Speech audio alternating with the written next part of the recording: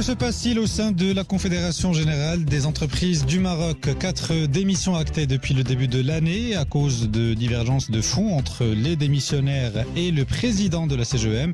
Salahdine Mzouar s'en est expliqué d'ailleurs hier face à la presse. On en parle ce matin avec vos deux décodeurs. Amine Diouri, responsable études et communications chez Inforisque. Bonjour. Bonjour. Nabil Adel, directeur du groupe de recherche en géopolitique et géoéconomie de l'ESCA. Bonjour. Bonjour. En deuxième partie d'émission, nous parlerons de la caisse de compensation. Faut-il en finir avec les subventions du gaz butane et du sucre? La question revient souvent à chaque fois et le gouvernement souhaite compléter la réforme de la décompensation après la levée des subventions sur les carburants. On en parle également ce matin. Voilà pour le sommaire. Place au débat. Alors messieurs, que se passe-t-il à la CGEM? En tout cas, les départs s'enchaînent au sein de la Confédération africaine, la Confédération patronale. Depuis l'élection du nouveau président Salahdine Mzouar, en janvier 2019, Ahmed Rahou, qui avait démissionné, ex-président de la CGEM. Mohamed Kessal ensuite, en juin, c'était l'ex-président de la commission des délais de paiement. Et puis deux nouveaux départs confirmés cette semaine. Le directeur général délégué Fadel Agoumi, qui a décidé lui aussi de quitter la CGEM, et Faisal Mekwar, vice-président de la Confédération patronale. Alors avant de vous donner la parole, je vous propose d'écouter les explications de Salahdine Mzouar sur ces différentes démissions. Le président de la CGEM qui a réuni hier la presse pour s'en expliquer. On écoute et on commente juste après. Il y a eu une divergence d'opinion depuis le début. On l'a vécu. Elle a marqué une période et on pensait avoir tourné la page. Maintenant, je peux vous assurer que depuis la tenue du conseil d'administration, la CGEM a fonctionné de la manière la plus normale jusqu'à un incident de démission d'un ami que j'avais chargé d'un dossier le plus sensible, un des dossiers les plus sensibles, qui était celui des délais de paiement et du financement. Un point sur lequel j'ai divergé avec lui, et je l'ai expliqué, pas parce que je diverge, c'est parce que je suis tenu de respecter des principes qui sont fixés à l'intérieur de la CGEM et par son conseil d'administration. Ni plus, ni moins. J'ai eu l'appel de plus de 15 fédérations et de plus de 20 membres, plus les régions, pour me dire depuis quand vous avez pris les décisions qui ont été annoncées concernant les délais de paiement. Je l'ai appelé, je n'ai pas eu de retour, jusqu'à un autre événement. J'ai eu un message, j'ai répondu en disant « je n'ai pas apprécié » et qu'on devait se voir pour en parler. Je ne suis pas contre le fait que les gens communiquent, à une seule exception. Ne pas parler de quelque chose qui n'a pas été validé par la CGEM et par ses instances. C'est tout ce que je demande. Bon alors, Amine Diouri, tout ça c'est à cause des délais de paiement? Les délais de paiement qui font des dégâts, c'est ça? Clairement, effectivement, il y a un problème autour de la communication en interne lié à ce sujet qui est central, parce qu'il faut dire que l'an 1 de la présidence Mezouar a été essentiellement tourné autour de cette question des délais de paiement et de l'amélioration de la trésorerie. Et effectivement, il y a eu énormément de discussions entre les différents partenaires liés aux délais de paiement, que ce soit la CGEM, l'État, les établissements publics. Et donc, évidemment, il y a eu beaucoup de discussions en interne au sein de la CGEM et il y a eu un défaut de communication, en tout cas, un défaut dans le process de validation, en tout cas, j'ai envie de dire, des différentes assemblées qui ont eu lieu. Nabil Adel, c'est normal qu'il y ait autant de divergences au sein d'une confédération patronale, comme c'est le cas aujourd'hui au sein de la CGEM? Est-ce que c'est normal ou... En fait, non, ce qui n'est pas du tout normal, c'est que cette organisation qui est censée défendre l'entrepreneur au Maroc devienne un ring de règlement de compte. C'est ça ce qui est anormal aujourd'hui. Nous sommes face à une situation pour le moins inédite. La CGEM qui a toujours été conservatrice, on peut être d'accord ou ne pas être d'accord, mais c'est une organisation qui a maintenu l'unité du patronat au Maroc pendant de longues années. Alors aujourd'hui, est-ce que nous assistons à une fin? Peut-être que j'exagère, mais aujourd'hui, la manière avec laquelle M. Mzouar a été élu, lui qui n'est pas un entrepreneur autant que je sache, bon, il a dans une vie antérieure, il a travaillé pour des entreprises, et puis après il a quitté pour aller dans le monde politique et de la diplomatie, puis il est revenu. Et au bout de quelques mois, il a été propulsé à la tête d'une organisation qui est très puissante au Maroc. Et depuis son arrivée, il faut dire que la greffe ne prend pas. pour plusieurs raisons, liées peut-être à la personnalité de l'homme, liées aux circonstances dans lesquelles il a fait son arrivée. Mais le plus important, et ce qui est à analyser dans le fond, c'est l'avenir de cette organisation. C'est qu'aujourd'hui, nous sommes sur une organisation qui commence à vieillir, à être essoufflée, face à une nouvelle génération d'entrepreneurs qui ont d'autres exigences, qui ont une autre manière de voir les choses, et elle ne peut pas continuer à fonctionner comme elle a toujours fait. Alors nous avons vécu 2 mandats de Madame Monsala, qui sont dans l'ensemble bien passés. On n'a pas eu de secousses particulières. Avant elle, il y avait Monsieur Hourani, Monsieur Moulay Hafid Alami, et puis en tout cas en interne c'était maîtrisé. Alors à l'exception d'un incident du temps de Hassan Chami, quand il avait critiqué l'entourage royal sur les prises de décision, et je pense qu'il y a eu quelques problèmes après, mais depuis on n'a pas entendu la CGM autant que depuis l'arrivée de Monsieur Mezouar. Est-ce que c'est le style de l'homme qui n'est pas adapté à l'organisation patronale? Est-ce qu'il y a des règlements de compte? On ne sait pas, mais aujourd'hui c'est malheureux de voir la CGM basculer dans ce sens. Pourtant, il avait été plébiscité lors de l'élection. Écoutez, on sait comment se passe ce genre en termes de voix, en tout cas. On sait comment se passe ce genre d'élection, et merci à Adil de me donner l'occasion de commenter. Vous savez que on n'est pas en démocratie à la CGM. C'est pas un membre est égal à une voix. C'est en fonction de votre poids et de vos cotisations que vous avez un certain nombre de voix. Alors, il suffit que les grandes entreprises aient pour volonté d'élire quelqu'un, ils vont peser dans la balance. C'est pas le nombre qui est élu, c'est le poids électoral de chaque membre. Ce sont une sorte de grands électeurs. Il suffit que vous ayez la bonne configuration de personnes autour de vous, les bonnes instructions, et puis après vous passez. On n'est pas dans un suffrage universel où chaque entreprise a une voix. Non, une entreprise peut avoir plusieurs voix en fonction de sa cotisation. Et sa cotisation est liée à son chiffre d'affaires, si je me trompe pas.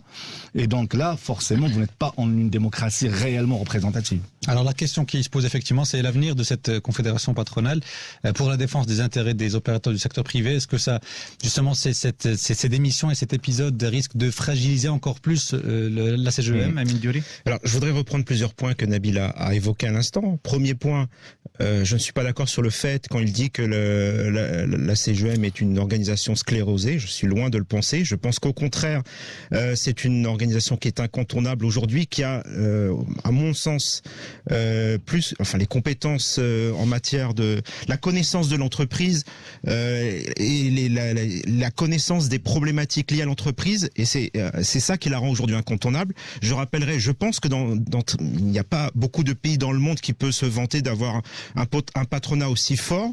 Il faut rappeler quand même que la CGM a un certain nombre de sièges, un groupement parlementaire au sein de la Chambre des conseillers.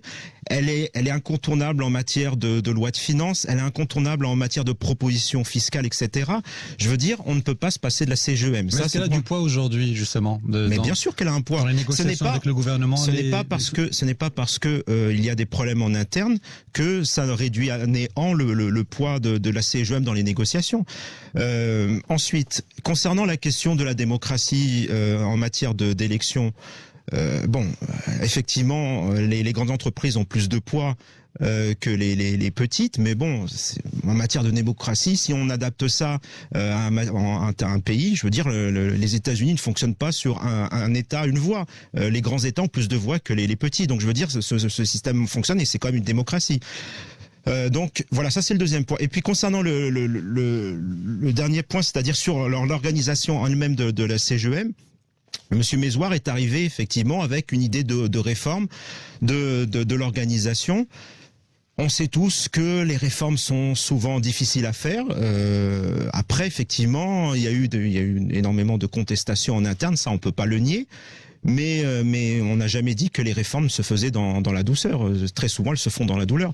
Il faudra seulement juger sur les résultats à la fin du mandat de Monsieur Mezouar. Il est trop tôt aujourd'hui pour évaluer le poids ou le rôle de la CGM. Il y a des problèmes, certes, mais c'est pas ça qui va, je pense, entraver l'action du patronat.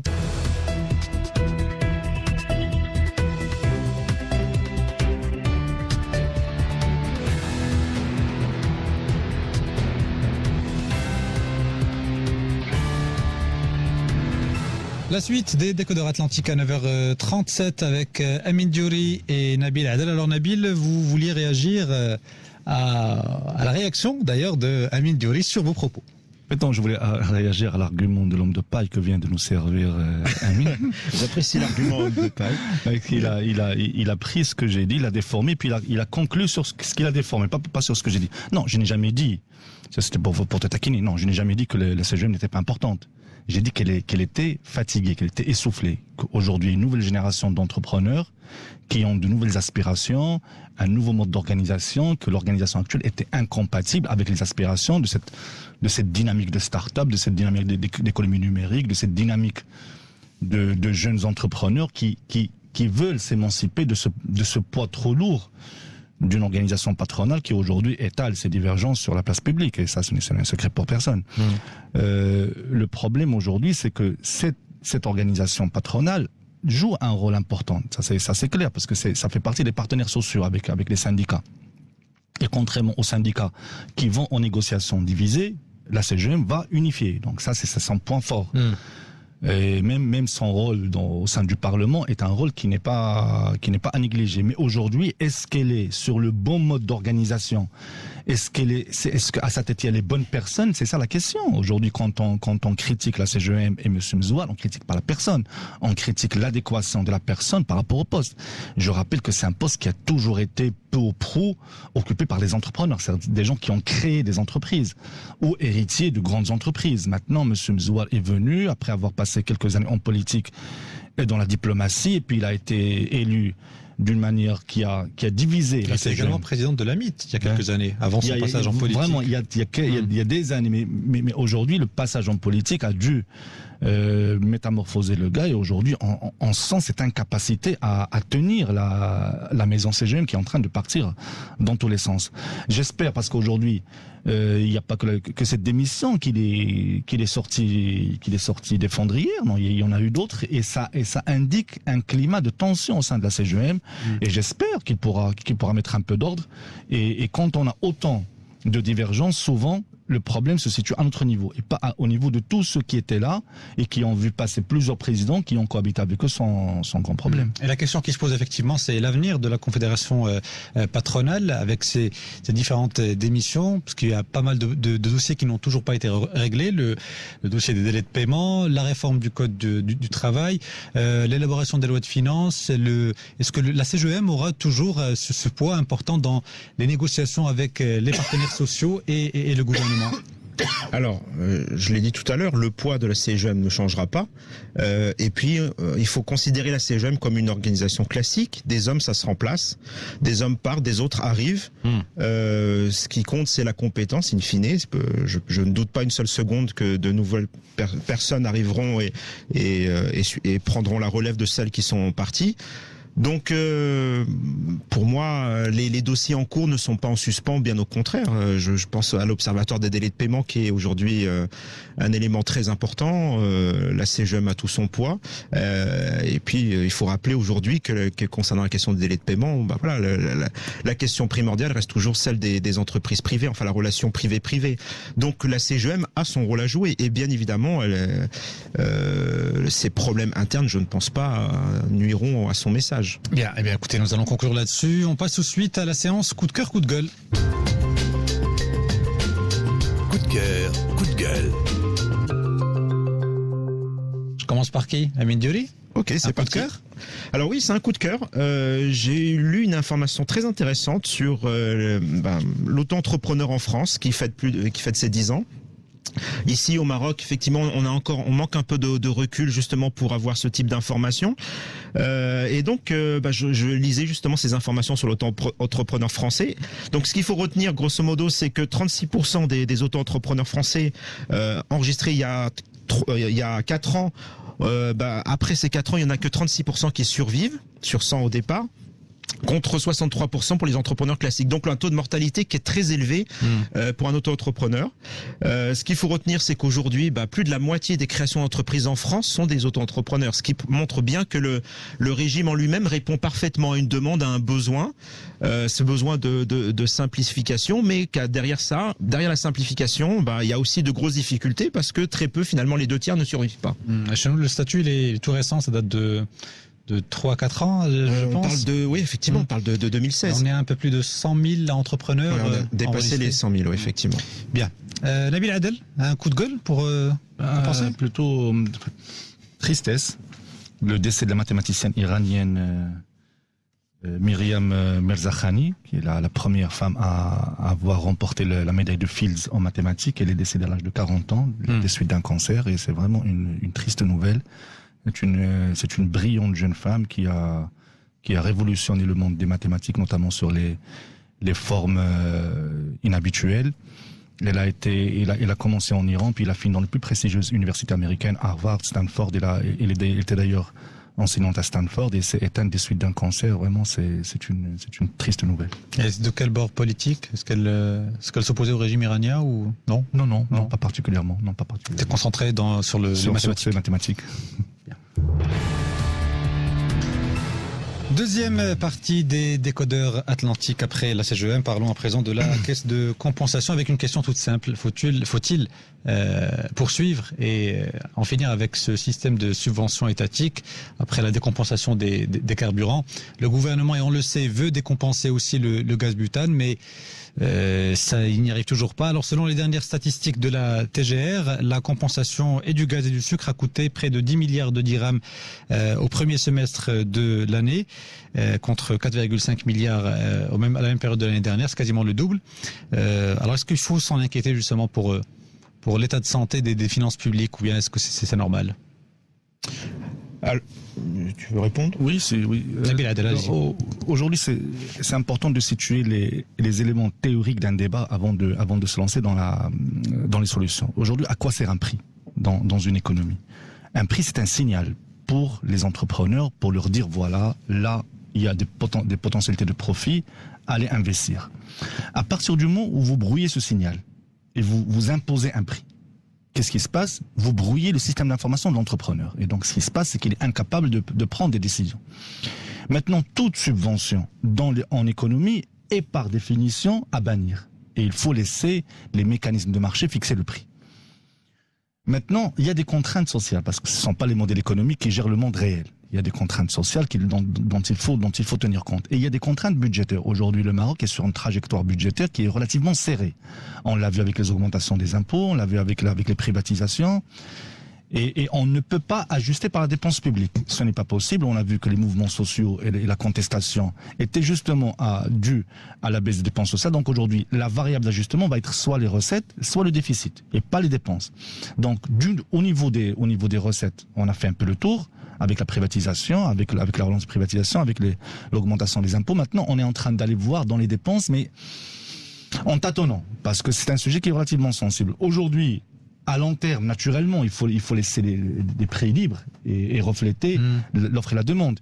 Maintenant, tant qu'on n'a pas mis en place les instruments de cette régulation, pour nous assurer que le marché reflète uniquement les prix et qu'il n'y ait pas d'entente qui risque de nous reproduire le scénario des hydrocarbures, il faut commencer d'abord par mettre en place ces instruments. Et aujourd'hui, je ne les vois pas venir. D'ailleurs, le registre social unifié, dont on a beaucoup parlé, je ne sais pas comment ils comptent matérialiser cette subvention et cette aide directe aux populations concernées pour laisser les mécanismes du marché faire leur travail. Aujourd'hui, il y a un flou, on veut, mais on ne sait pas comment. Et aujourd'hui, effectivement, les 10 milliards de dirhams ne seraient pas les malvenus pour un budget qui est aux abois, mais il y a aussi une contrainte sociale dont il faudrait tenir compte. Et ça ne passe que par l'accélération de la mise en place du registre unique et l'accélération des interventions du Conseil de la concurrence pour éviter qu'il y ait des ententes qui font que les prix augmenteront. Midjouri ? Alors, je dirais bannir les mécanismes de marché, les subventions et laisser les prix libres, la fixation des prix. Pour moi, ça reste très théorique, parce que il y a une réalité, c'est qu'aujourd'hui, il y a une population qui a besoin d'avoir accès à cette matière première, le butane, le sucre, etc., etc. Est-ce que justement, ce sont les ménages les plus démunis qui en profitent le plus ? Justement, par rapport à la question initiale que vous avez posée, est-ce qu'il faut supprimer la décompensation dans son format actuel ? Oui. Je vous dirai pourquoi.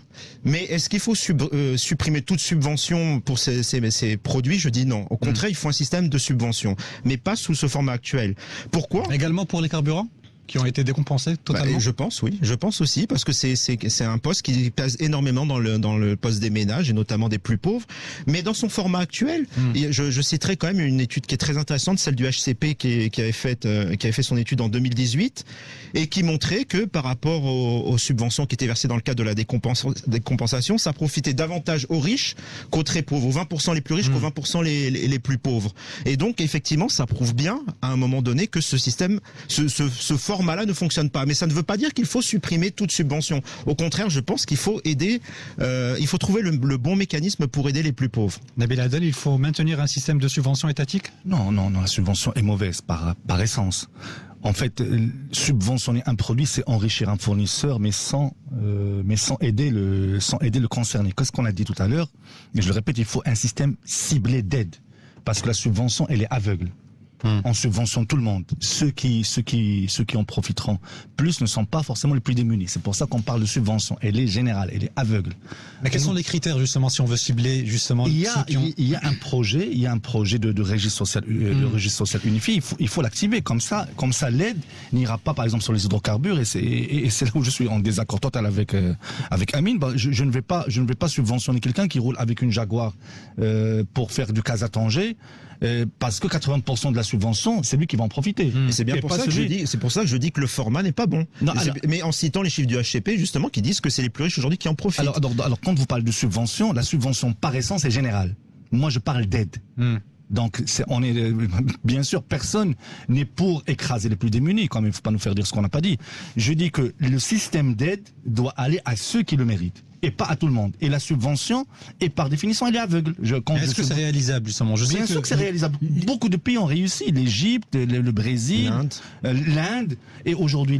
Ce serait quoi éventuellement les critères? Le seuil, par exemple, pour un ménage qui aurait droit... Je ne peux pas vous répondre maintenant. Invitez-moi à une autre émission. J'aurais préparé les éléments et je vous répondrai avec grand plaisir. Mais ce que je sais, c'est que c'est pas impossible. C'est vraiment, c'est fait. Ça se fait. Et je pense que même au Maroc, le registre social unifié, je pense qu'il y a des critères.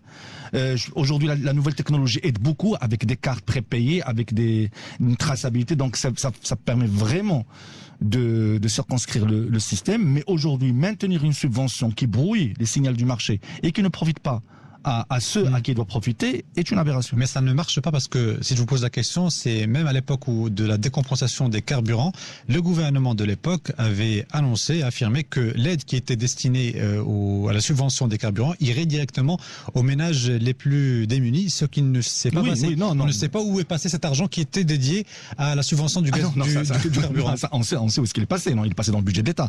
Ce sont des économies qui ont été réalisées sur le budget de l'État. L'argument avancé par le gouvernement à l'époque, c'était cette somme-là ira directement aux ménages qui en ont le plus besoin. Mais ça n'a pas été fait. Oui, ça n'a pas été fait. Je suis d'accord avec vous, ça n'a pas été fait parce qu'on n'a pas mis en place les mécanismes de ciblage. Parce qu'aujourd'hui, c'est un sujet qui était très clivant. À l'époque, je pense que même certains partis politiques ont mis un veto sur l'aide parce qu'ils ont pensé que ça allait être une carte électorale pour le PJD. Mais aujourd'hui, c'est un sujet qui revient avec force. C'est que si on ne maintient pas ou si on ne fait pas attention au dérapage des finances publiques, ça peut aller très loin. Et d'ailleurs, je rappelle qu'à l'époque, la réforme de la compensation était une réforme courageuse parce que les prix avaient tellement augmenté qu'on courait vraiment droit vers la catastrophe. Aujourd'hui, l'idée, c'est de conseiller 3 objectifs majeurs. D'abord, nous sommes en économie de marché et donc dans une économie de marché, il faut que le système de prix soit fixé par le marché. Deuxièmement, nous avons des finances publiques qui sont aujourd'hui très, très exsangues et elles doivent faire face à beaucoup de dépenses à caractère social, notamment sur l'éducation, sur la santé, un certain nombre de domaines.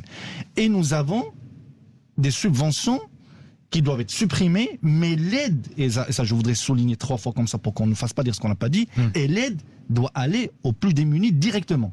Et aujourd'hui, le système existe, il a été expérimenté dans beaucoup de pays et ça marche. Aujourd'hui, je pense que le blocage est plus politique. Je pense que Sa Majesté avait donné ses instructions pour que ce chantier soit accéléré. On en a parlé dans la loi de finances, mais il est temps qu'on l'active. Mais à terme, effectivement, cette caisse de compensation n'a aucun sens. Et d'ailleurs, on a lu récemment qu'il y avait des sociétés fantômes qui présentaient des factures et qui se faisaient payer par la caisse de compensation. Et même du temps à l'époque, le chef du gouvernement Benker l'avait dit, on n'a pas les moyens de contrôler les factures qu'on nous donne. On nous donne des factures et nous on signe des chèques. On n'avait pas les moyens de contrôler. Donc aujourd'hui, c'est un système, toute subvention crée des situations de rente. Par contre, l'aide directe, c'est ça le système équitable. Amine Diori, il faut éviter de réitérer les erreurs qui ont eu lieu lors de la décompensation des carburants, notamment la mise en place d'un système de régulation du marché et également mettre en place un système d'aide directe aux ménages les plus démunis. Oui, effectivement, on l'a dit, je pense, on est d'accord en tout cas sur ce point-là, mais aujourd'hui, on peut simplement pas supprimer ce système. Enfin, aujourd'hui, on voit que notre budget, il est à la limite. On avait dans le budget 2019 un trou de 27 milliards de dirhams. On ne peut plus supporter le moindre centime supplémentaire de charges de compensation comme c'est le cas actuellement. Clairement, et en plus toutes les voies en matière de nouvelles ressources, notamment fiscales, ont été revues. Je rappelle quand même que dans le budget, on parle de hausse de la taxe interne de consommation, la contribution sociale de solidarité, la cotisation minimale. Donc tout ça a été fortement augmenté. De l'autre, on voit que les postes de dépenses sont aussi fortement augmentés, notamment les postes de la fonction publique qui a fortement augmenté. Donc vous dites quoi? Il faut la maintenir la caisse ou la supprimer? Non, il faudrait la supprimer, il faudrait faire des économies sur ce poste-là, mais derrière, il faut trouver un autre système. On peut pas simplement dire on supprime, dire on récupère l'argent, on récupère 13 milliards, 15 milliards sur la compensation du gaz butane et ne rien faire derrière, comme on l'a fait par exemple pour l'essence. Oui. On a dit on va économiser, on va mettre cet argent pour autre chose et finalement on n'en a rien fait. Et finalement, aujourd'hui, on se retrouve via les systèmes de la privatisation à financer des dépenses courantes. Alors pourquoi, juste une dernière question, pourquoi le gouvernement, selon vous, a mis en œuvre facilement, mais rapidement en tout cas, la réforme des subventions dédiées au carburant, et que pour le gaz butane, ça tarde encore à venir? Parce que là, ça fait 2-3 ans qu'on en parle, que le gouvernement affirme sa volonté de vouloir décompenser le gaz butane, mais c'est toujours pas mis en place. Nabil Adel, pourquoi selon vous? Merci pour la question piège. Non, en fait, c'est lié à la personnalité du chef de gouvernement, des deux chefs de gouvernement. Je rappelle que Belkiran était un chef de gouvernement fonceur. Il avait cette capacité à prendre des décisions les plus dures et à les commercialiser auprès de l'opinion publique, et ça passait. Monsieur Othmani est dans un tempérament beaucoup plus hésitant, moins tranchant. Peut-être c'est la raison pour laquelle il se maintient auprès de ses bases.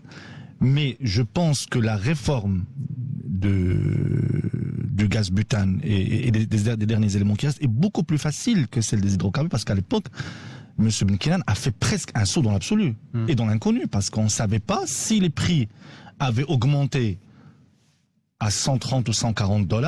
Parce que la chance qu'on avait eue, c'est que la compensation avait coïncidé avec une baisse. Mais s'ils avaient commencé à augmenter, on serait dans des... Selon vous, c'était calculé ou bien c'est un coup du hasard? Non. S'ils pouvaient faire des calculs aussi sophistiqués et ne pas se tromper, je pense qu'ils seraient l'homme le plus riche du monde. Non, je pense que c'était plus un calcul du hasard. Mais aujourd'hui, effectivement, à l'époque, c'est une décision qui était très difficile à prendre, parce que c'est vraiment un saut dans l'inconnu. Et pour peu que les prix aient augmenté, on serait dans une situation qui est extrêmement difficile socialement.